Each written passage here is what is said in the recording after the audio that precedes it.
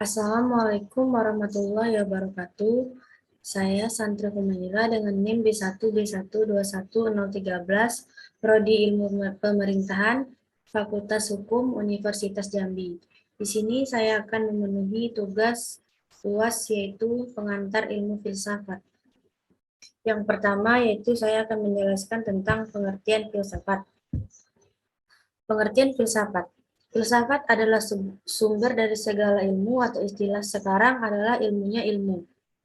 Demikian banyak pendapat, tetapi kemudian bila ilmu-ilmu itu telah berkembang dan berdiri sendiri-sendiri, ada ilmu fisika, ilmu alam, ilmu sosial, ekonomi, dan lain-lain sebagainya. Masihkah diperlukan filsafat? Yang jadi pertanyaan juga adalah filsafat itu merupakan cabang ilmu tersendiri, ataukah sebuah metode kerangka cara berpikir ilmiah, ataukah justru cara berpikir yang mistis dan gaib? Lalu apa bedanya dengan falsafah, dan apa artinya istilah filsuf? Lalu apa peran filsafat dalam membantu kesejahteraan kehidupan manusia pada abad-abad sebelumnya hingga kini di zaman milenial, bahkan di zaman ribuan tahun lagi? Banyak pertanyaan yang bermunculan hubungannya dengan filsafat. Manusia di dalam mencari kebahagiaan dan kesejahteraan hidup tentu membutuhkan pengetahuan agar dapat memudahkan dalam menjalankan kehidupannya. Dalam memahami suatu pengetahuan diperlukan sebuah pendekatan. Hal ini terkait jenis pengetahuan itu sendiri, yaitu pengetahuan rasional atau berpikir logis, pengetahuan empiris melalui pengalaman konkret, dan pengetahuan intuitif melalui perasaan secara individu. Pengetahuan adalah merupakan segenap apa yang kita ketahui tentang sesuatu objek tertentu, termasuk di dalamnya adalah ilmu. Jadi, ilmu adalah bagian dari pengetahuan yang diketahui oleh manusia di samping berbagai pengetahuan lainnya seperti seni dan agama. Selanjutnya yaitu pengertian filsafat menurut para ahli. Yang pertama yaitu menurut W.J.S. Purwadarminta, yaitu filsafat merupakan pengetahuan dan penyelidikan dengan akal budi mengenai sebab-sebab, asas-asas, hukum, dan sebagainya, daripada segala yang ada dalam alam semesta ataupun mengetahui kebenaran dan arti adanya sesuatu. Yang kedua yaitu menurut Bertrand Russell, yaitu filsafat adalah tidak lebih dari suatu usaha untuk menjawab pertanyaan-pertanyaan terakhir, tidak secara dengkal atau dogmatis seperti yang kita ketahui dalam kehidupan sehari-hari dan bahkan dalam ilmu pengetahuan. Akan tetapi, secara kritis dalam arti kata, setelah segala sesuatunya diselidiki problem apa yang dapat ditimbulkan oleh pertanyaan-pertanyaan yang demikian itu. Dan setelah kita menjadi sadar dari segala kekaburan dan kebingungan yang menjadi dasar-dasar pengertian kita sehari-hari. Yang selanjutnya yaitu menurut Immanuel Kant, yaitu sebagai ilmu pengetahuan yang menjadi pokok pangkal dan puncak segala pengetahuan yang mencakup di dalamnya 4 persoalan. Yaitu yang pertama, soal yang pertama yaitu apa yang dapat kita ketahui, kemudian apa yang seharusnya kita lakukan, kemudian sampai di manakah harapan kita, dan kemudian yaitu apa hakikat manusia. Berbicara tentang filsafat atau berfilsafah dan falsafah tentunya beda maknanya. Tentu diketahui bersama bahwa Indonesia menganut Pancasila sebagai falsafah negara. Tetapi ada juga pelajaran filsafat Pancasila. Di bagian lain kata, kita sering mendengar tentang falsafah. Orang Jawa seperti yang pertama, ojo dumeh, yang berarti bahwa orang yang sedang kehidupannya berlebihan, entah karena kaya, pandai sebagai orang pejabat, orang kuat, dan lain-lain sebagainya, tidak boleh sombong. Harus tetap rendah hati. Yang kedua yaitu meluruk tanpa bolo, menang tanpa ngasorek, yang artinya adalah ketika terjadi kompetisi tidak menunjukkan kekuatan yang sebenarnya, dan ketika menang tetap menghargai kepada yang kalah seperti saat pemilihan presiden. Presiden yang terpilih mengabdi dalam pemerintahannya kepada bekas kompetitornya untuk tetap menghormati lawannya sehingga kalah tidak merasa dikalahkan. Dan masih banyak falsafah Jawa yang sangat berguna bagi kelangsungan di hidup dalam kehidupan bermasyarakat maupun bernegara. Artinya, berfalsafah tersebut memberikan kesejukan dan kedamaian bangsa dan negara. Bagi seorang pemuda yang ditolak cintanya oleh pujian hatinya, maka ia akan berfilsafat. Cinta itu tidak selalu memiliki.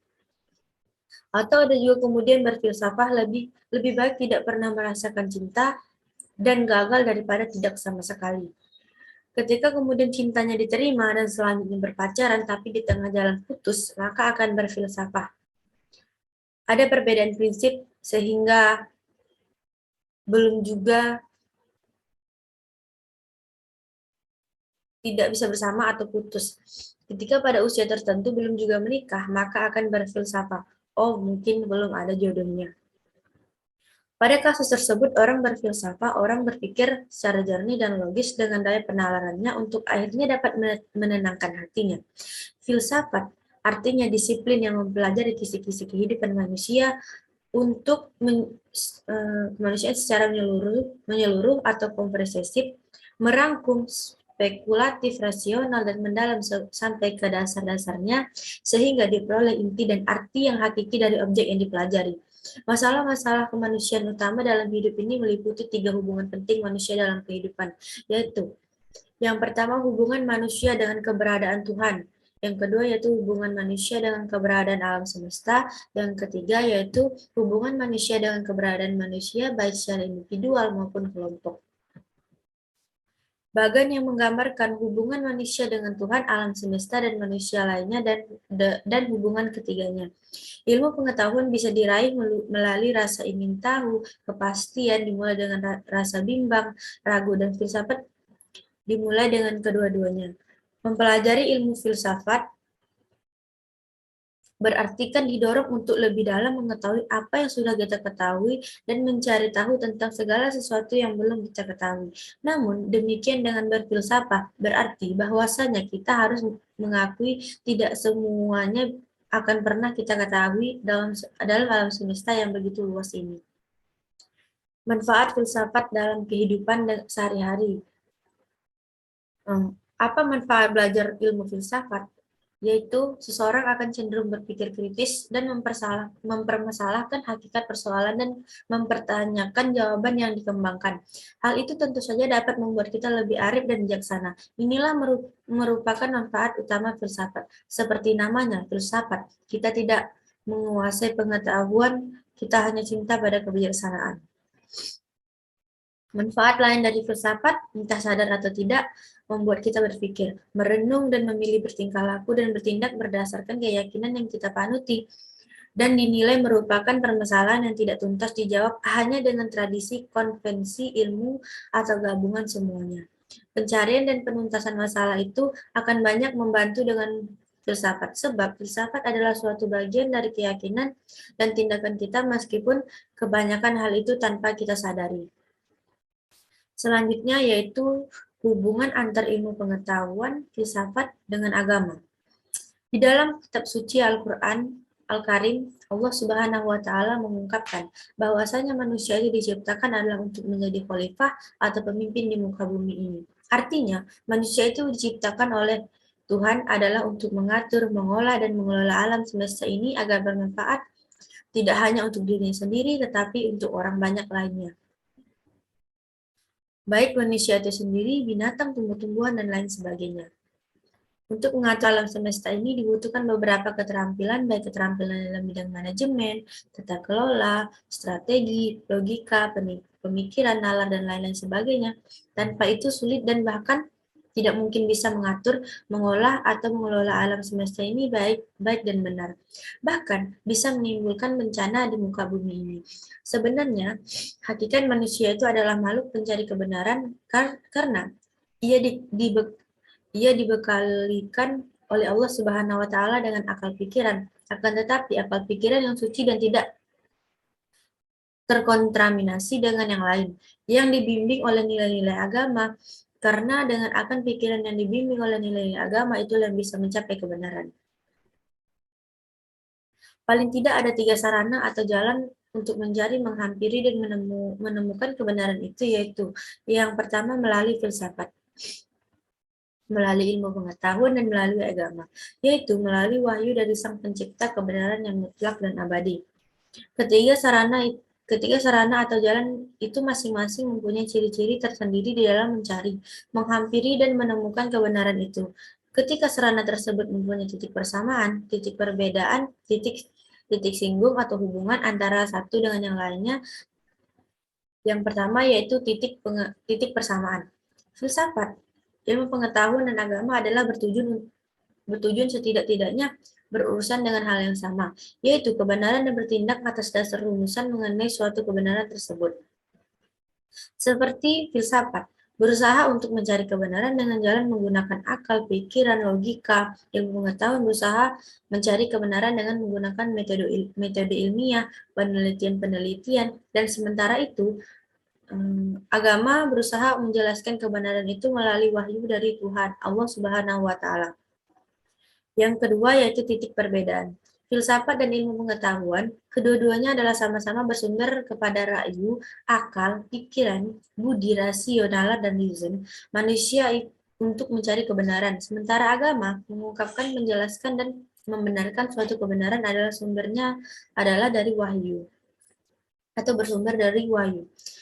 Filsafat mencoba mencari kebenaran dengan cara menjelajahi atau menziarahi akal budi secara radikal atau berpikir sampai ke akar-akarnya, mengakar sistematis, logis dengan urusan dan adanya saling hubungan yang teratur dan integral, universal, umum berpikir mengenai keseluruhan, serta tidak merasa terikat oleh ikatan apapun, kecuali oleh ikatan tangannya sendiri yaitu logika. Selanjutnya yaitu epistemologi. Epistemologi ini adalah cabang dari filsafat yang berkaitan dengan teori pengetahuan. Epistemologi ini yaitu tentang hakikat dari pengetahuan, justifikasi dan rasionalis keyakinan. Banyak perdebatan dalam epistemologi berpusat pada 4 bidang. Yang pertama, yaitu analisis filsafat terkait hakikat dari pengetahuan dan bagaimana hal ini berkaitan dengan konsep-konsep seperti kebenaran, keyakinan, dan justifikasi. Yang kedua yaitu berbagai masalah skeptisisme. Yang ketiga yaitu sumber-sumber dan ruang lingkup pengetahuan dan justifikasi atas keyakinan. Yang keempat yaitu kriteria bagi pengetahuan dan justifikasi. Epistemologi membahas pertanyaan-pertanyaan seperti apa yang membuat kebenaran dan yang terjustifikasi dapat dijustifikasi.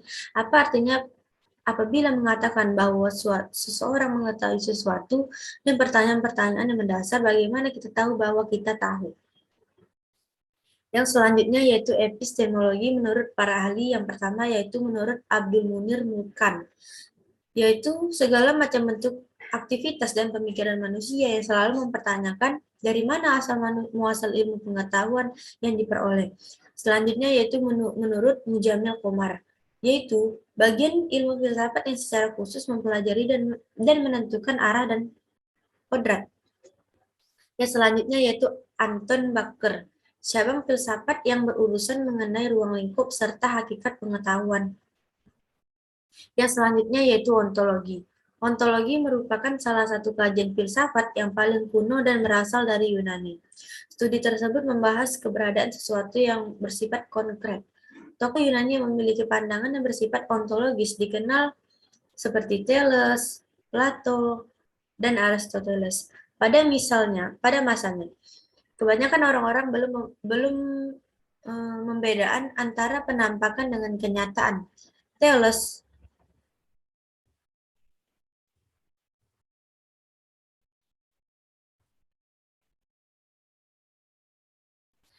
terkenal sebagai filsuf yang pernah sampai pada kesimpulan bahwa air merupakan substansi yang terdalam merupakan asal mula segala sesuatu. Namun yang lebih penting sekali ialah pendiriannya bahwa mungkin sekali segala sesuatu itu berasal dari satu substansi belaka, atau sehingga sesuatu tidak bisa dianggap atau berdiri sendiri. Hakikat kenyataan atau realitas memang tidak bisa didekati ontologi dengan dua macam sudut pandang, yaitu yang pertama sudut pandang kuantitatif, yaitu dengan mempertanyakan apakah kenyataan itu tunggal atau jamak. Yang kedua yaitu sudut pandang kualitatif, yaitu dengan mempertanyakan apakah kenyataan atau realitas tersebut memiliki kualitas tertentu, misalnya seperti daun yang memiliki warna kehijauan, bunga mawar yang berbau harum, bunga mawar yang berduri, bunga mawar yang cantik, indah. Secara sederhana, ontologi bisa dirumuskan sebagai ilmu yang mempelajari realitas atau kenyataan konkret secara kritis. Baiklah, sekian dari saya. Jika terdapat kesalahan dalam penyampaian, saya mohon maaf. Semoga apa yang saya sampaikan tentunya bisa bermanfaat bagi yang menonton dan semoga bisa dijadikan referensi untuk pelajaran pengantar filsafat. Baik, sekian. Assalamualaikum warahmatullahi wabarakatuh.